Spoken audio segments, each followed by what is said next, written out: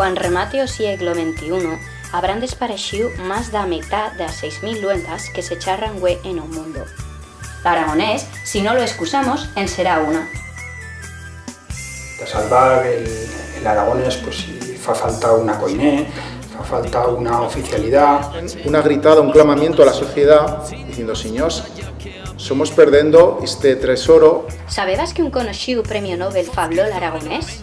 Sabebas que importantes instituciones como a UNESCO u o Consejo de Europa aconsellan a suya salvaguarda?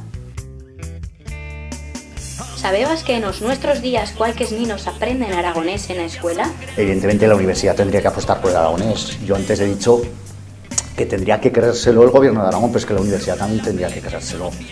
Dimpués de medio siglo trabajando por la recuperación del aragonés, artistas, escritores, filólogos, maestros, fablans, no sufren a suya vista alrededor do camín feito, la situación actual y do futuro que ha de arribar tal aragonés. ¿Te fería Goyo de saber más sobre nuestra luenga?